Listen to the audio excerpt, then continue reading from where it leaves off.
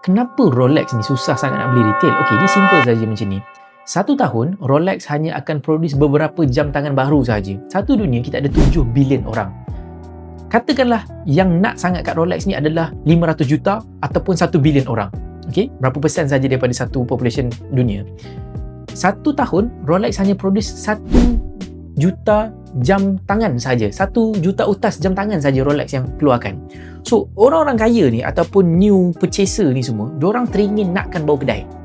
So, bila demand tu dah lebih tinggi daripada supply, Rolex ni dia menggunakan konsep exclusive invitation only ataupun orang kata apa? Purchase by invitation saja. Maksudnya, you nak beli, you kena tunggu jemputan daripada kita.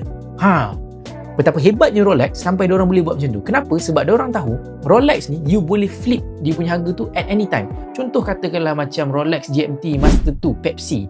You beli dekat kedai tahun 2025 48,000, 2026 dah 51,000. You boleh jual balik at any time 95,000 dalam tangan. So you boleh ada keuntungan up to 100% dalam masa yang sangat-sangat singkat.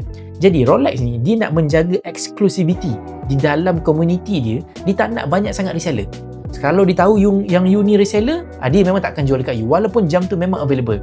You letaklah 100,000 dekat depan dia, you letak 50,000 extra kat depan dia, dia pun memang tidak akan allow untuk dijual pada you pun. Nak jual pada you pun, dia kena dapatkan approval daripada manager dulu.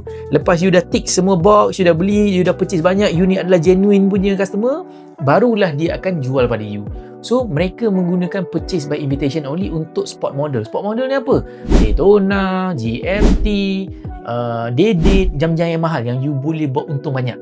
Sebab itulah retail ni susah sangat nak beli. Korang faham tak? Kalau faham, cuba komen sikit.